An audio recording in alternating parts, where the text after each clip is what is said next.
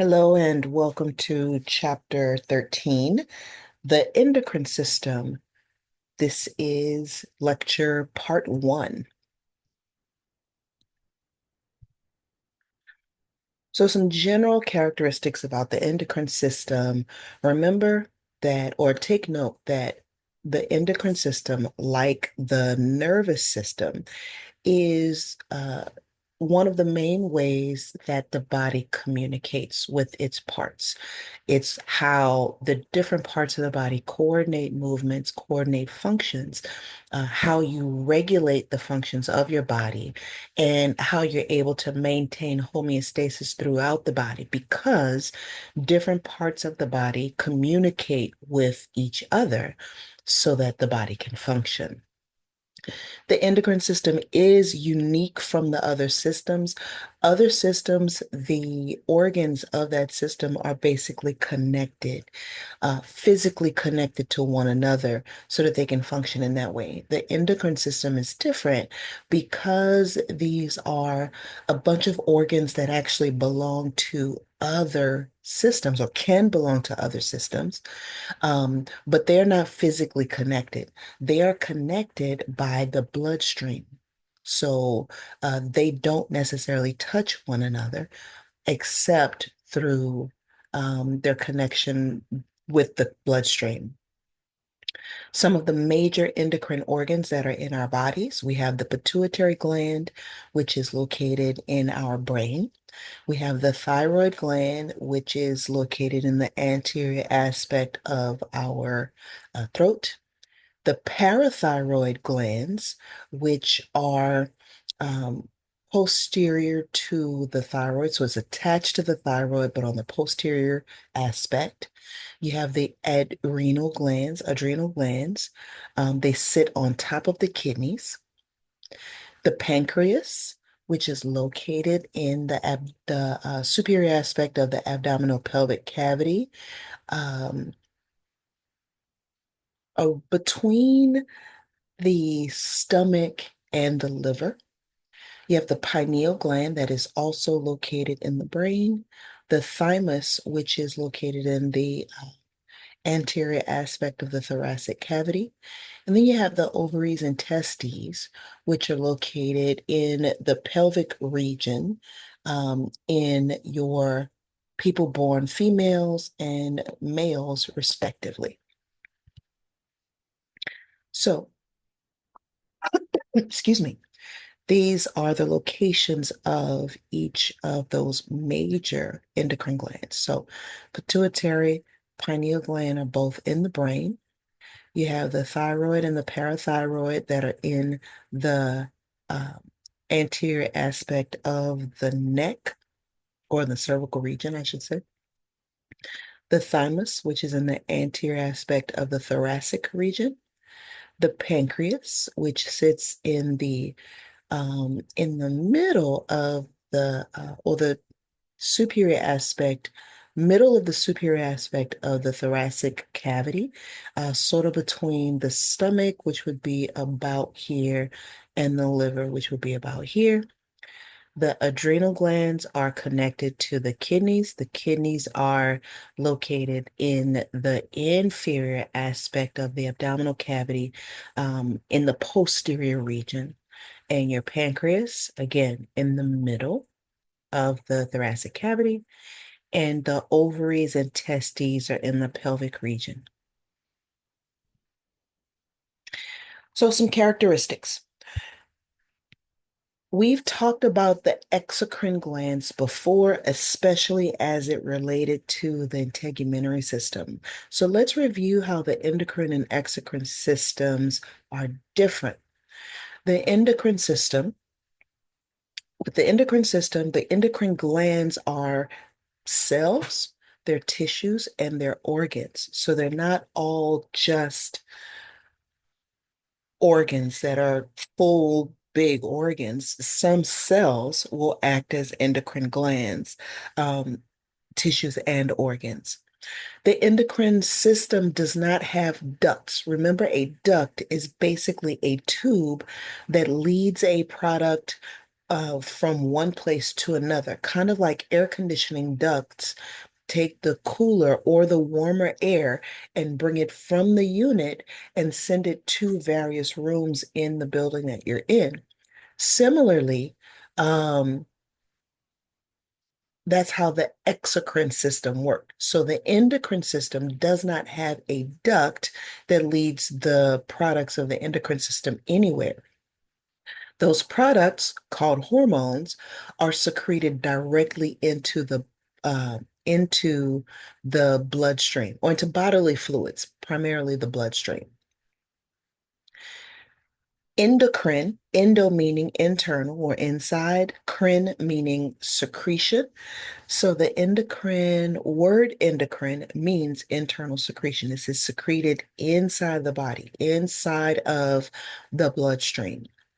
Hormones are chemicals that only act on target cells. So even though the hormones are floating around in the bloodstream, these are only the cells, only the cells that have receptors specific for that hormone will be affected by that hormone. So you can have all the hormone in the world floating around and bathing all of your organs in your body, all of the tissues, all of the cells, but it won't have an effect on those cells unless they have the receptors that are specific for that hormone.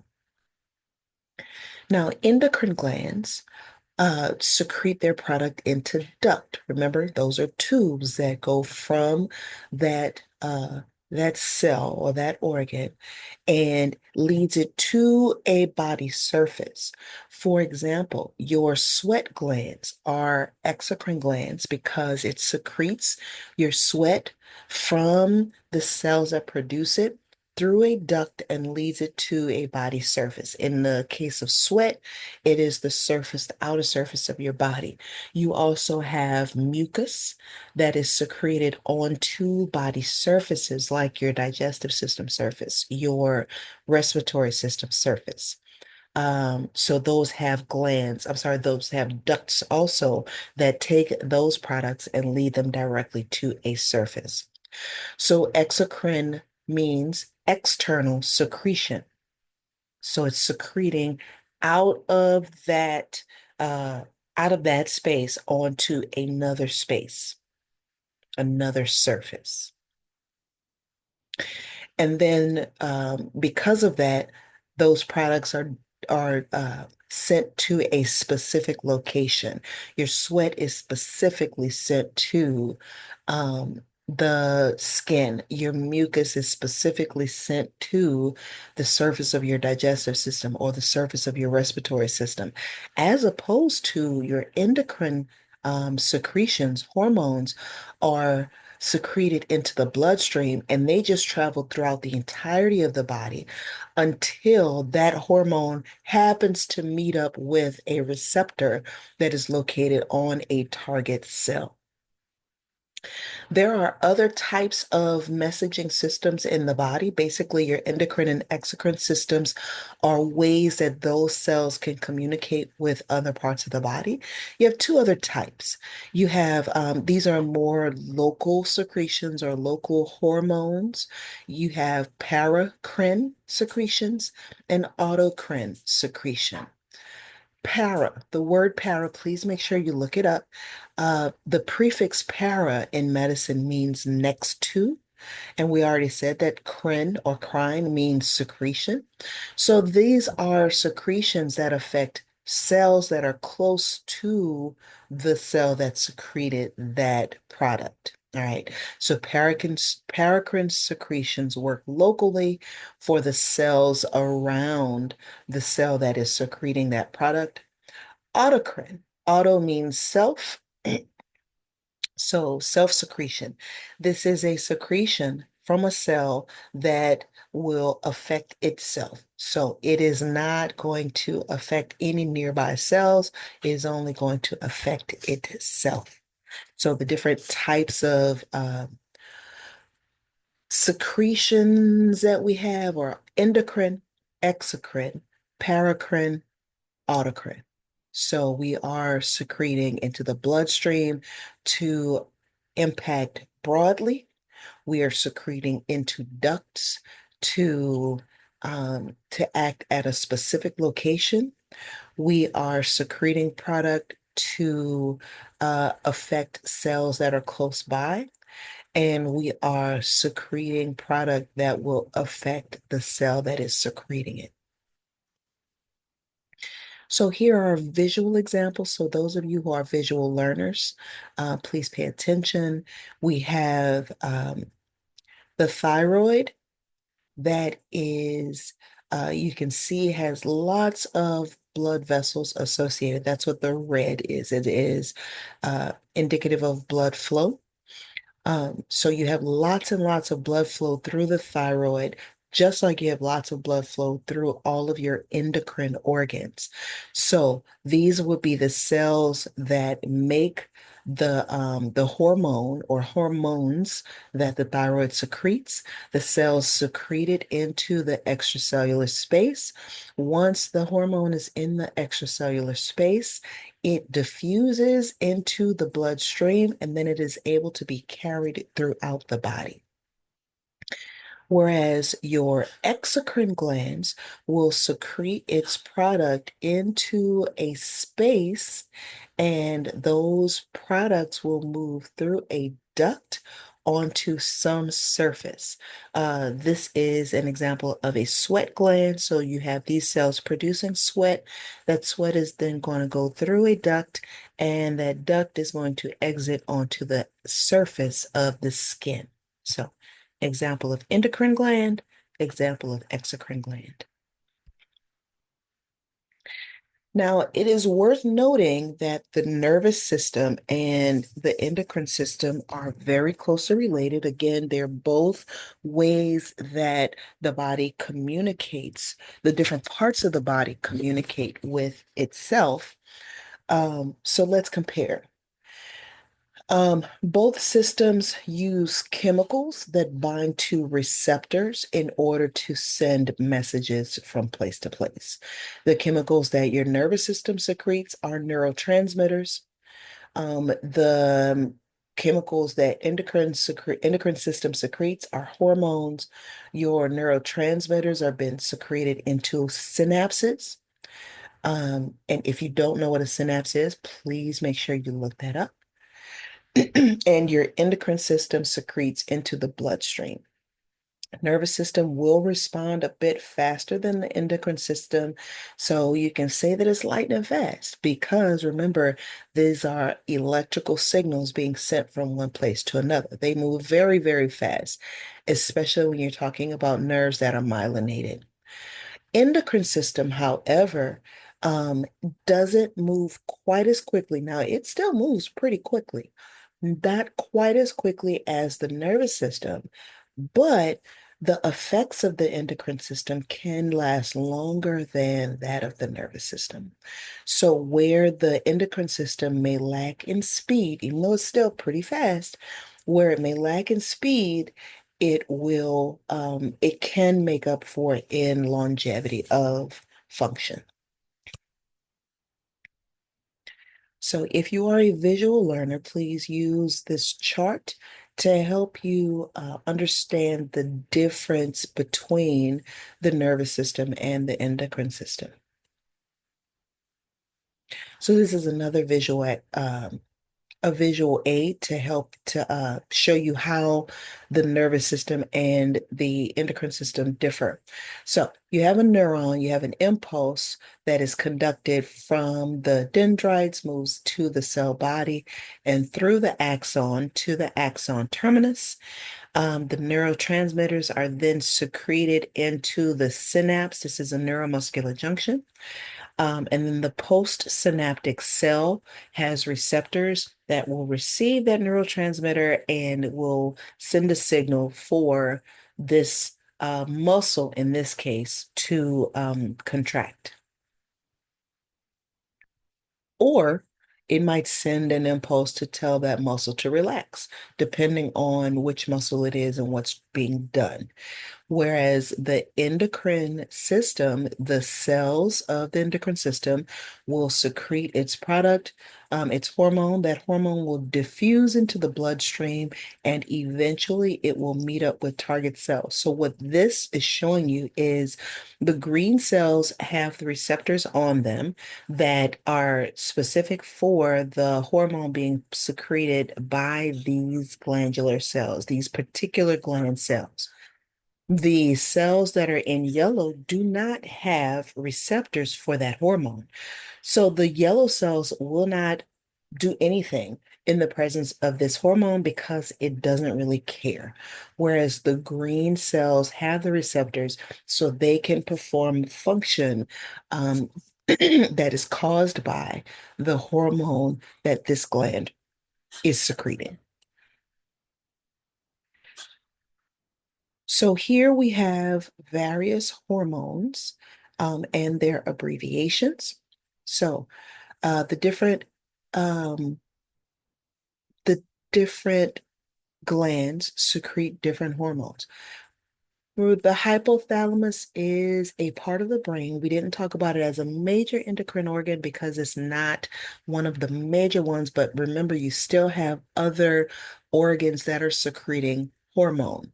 So the hypothalamus secretes things like somatostatin, which is a growth hormone, which is also called growth hormone release inhibiting hormone.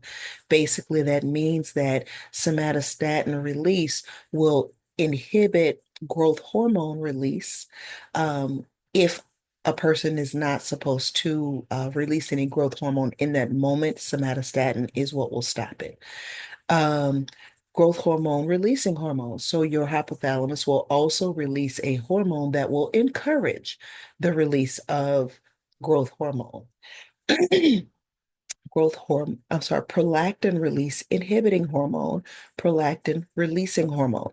You can see from here that these hormones released by the hypothalamus are those that are controlling the turning on and the turning off of certain hormones being released. The anterior pituitary, so keep in mind that if it says anterior pituitary, then that probably means that there's a posterior pituitary. Two parts of the pituitary gland that is located in the brain will secrete two different types of hormones. So you have your growth hormone being released from the anterior pituitary, your prolactin being released from the anterior pituitary, and the growth hormone. So the hypothalamus is controlling the release of the hormones produced by the anterior pituitary in some cases. So these are examples of how the hormones are named and abbreviated. We'll talk about the specific hormones that you need to know in later videos. So how do hormones act? How do they function? Hormones are released into extracellular fluid. Make sure that you review what extracellular fluid is because that concept is needed. You need to know that concept. So it's released into the extracellular space, into the extracellular fluid in that space around the cells. From there, it will diffuse through that fluid into the bloodstream. Remember, these organs are highly vascularized, so they can diffuse in almost any direction and hit a blood vessel to then be taken up into the bloodstream. Um, Depending on what type of hormone it is, that'll determine how it's transported through the bloodstream. So remember, blood is made up of mostly fluid. So you have a bunch of cells and other things dissolved and floating around in this fluid. That fluid is called plasma.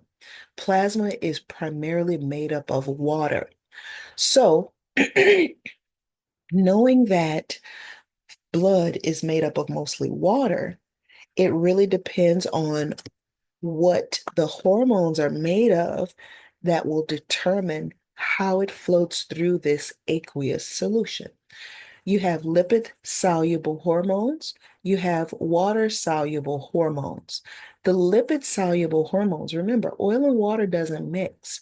So if you have a hormone that is made of lipids, then they will not be able to be transported through the bloodstream on their own because we all know water and oil don't mix. If it is a water-soluble hormone, then it can get into the bloodstream and just float around as it wants to because plasma is primarily made up of water. So we'll talk about how those lipid-soluble hormones or those lipid-made hormones can get around in the bloodstream in a few moments. Hormones are very powerful substances. You don't need a whole lot of them to get action. So, your small endocrine organs can be small and can produce a small amount of its substance because those substances do not need a lot in order to have an effect, to have an effect on those cells of the body. So, you have two main types of hormones, two main categories for your hormones. You have steroid hormones or steroid-like hormones, and then you have your non-steroid hormones. Steroid hormones are those ones that are made up of lipids. All right. So steroid hormones are fatty. Steroid-like hormones, they're not exactly hormones, but they act basically like the steroid hormones. Uh, they are made up from a cholesterol backbone. So we start off with cholesterol, which means that we cannot get rid of cholesterol. I know that in our country, especially, the overall thought is that we need to get rid of hormones. I'm sorry, we need to get rid of cholesterol. Cholesterol is bad. Down with cholesterol. Not completely true. It's when we have too much cholesterol that it can become a problem. We need cholesterol in order to make hormones and other things. So, all steroid hormones produce from a cholesterol backbone. Examples of steroid hormones, your sex hormones. So testosterone, progesterone, estrogen are all made up of cholesterol or made from a cholesterol backbone. We also have hormones that are made in the adrenal cortex. Make sure that you look up the term cortex so that you can understand what is meant by that. The adrenal cortex hormones are cortisol and aldosterone. Cortisol is uh, part of your fight or flight stress response. It is made up of cholesterol backbone and aldosterone. Aldosterone is a hormone. Well, we'll talk about that shortly. So these are all steroid or steroid-like hormones that are made up of lipids. And so they function differently from, or they move around differently from your non-steroid hormones. Your non-steroid hormones are made up of amines, proteins, peptides, and glycoproteins. When you hear amines, think amino acids. All right. So amino acids, for example, tyrosine is a type of amino acid. Tyrosine then goes on to make the hormones epinephrine, norepinephrine, and thyroxine. Epinephrine is also called adrenaline. Norepinephrine is similar to epinephrine, similar to adrenaline. All right, so these are not made up of a lipid background because it's not made up of a lipid, cholesterol. It's made up of amino acids. Remember that amino acids are building blocks for proteins. So you can have a non-steroid hormone that are made up of single amino acids, or they can be made up of proteins, which are long chains of amino acids put together, folded around, etc. An example of a protein hormone is growth hormone. You then have peptides, which are shorter chains of amino acids.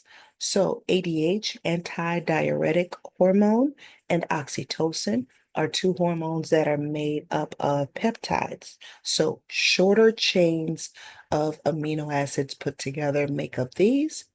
And then you have glycoproteins. Glyco meaning sugar or carbohydrate, and protein meaning protein.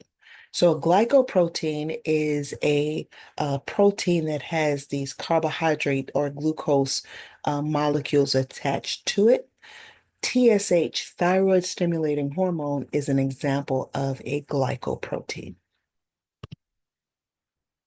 So, for those of you that are visual learners, these are the same thing that we just talked about in a different format.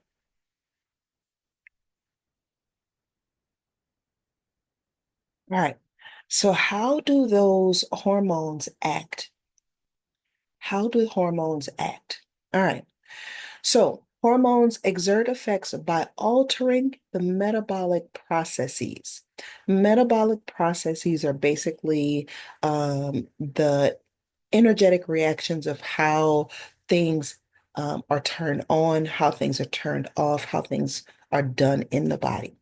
And the way that happens is there may be a couple ways that that happens. A hormone might alter an enzyme activity. Remember, enzymes are catalysts that help reactions move along. All right. So it may alter enzyme activity. It might increase enzyme activity. It may actually decrease enzyme activity. Both of those will alter the metabolic process by either having it speed up or slow down. Those hormones may also change the rate of membrane transport of a substance, meaning the rate at which a substance move from one side of a membrane to another side of a membrane can be altered by your hormones. Again, it can speed it up, so it can help facilitate that thing moving across faster, or it can slow it down, making it more difficult for that substance to move across a membrane. The hormones will deliver messages by binding to their receptors either on or in the target cells. Remember, we said that the target cell is a cell that has the receptor for that particular hormone. So once a hormone binds to that receptor that is either on the surface of that target cell or it's inside of that target cell, that will start the messaging process. Whatever message that hormone has to deliver, whatever action it's telling that cell to do, will begin once that hormone binds to the receptor. And again, you don't need a whole lot of the hormone in order to affect change. It can be very low concentrations of the hormone, but those messages can still be transmitted into that cell, and that cell can still function even with very low concentrations of the hormone. Now, the number of receptors on a target cell will determine how fast, how strong um, the message is inside that cell. And that can be changed. It can be increased or decreased through processes called upregulation and downregulation. So, excuse me, here's an example. Upregulation states that there is an increase in the number of receptors on the target cell in response to a decrease in the level of hormones. Think about it this way. We have America's Most Wanted list. These are the criminals that are at the top of the list for law enforcement to find because they've done some heinous crimes, right? They've done some things that are unspeakable. So everybody needs to be on the lookout, meaning we need to get more eyes on these a few individuals because they are kind of slippery. They're hard to find. So let's increase how many people are looking for them, right? So let's say it was the local police. It was NOPD, the police station in Gentilly. They were looking for a suspect that this one dude who went around robbing everybody, robbing all the banks, robbing all the stores, all the things. He was doing all the stuff. Well, he was only in Gentilly, but because he caused so much problem, the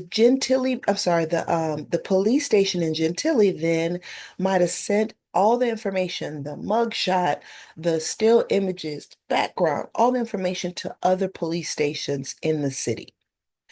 And then let's say they had an idea that that one person might be moving into Jefferson Parish. So then they send that information to Jefferson Parish. Then they might send it to all the police in Louisiana. Then they might send it to the FBI and the CIA and all the other acronyms, basically meaning we are going to upregulate the amount of eyes looking for this one person because it's so elusive. That's upregulation.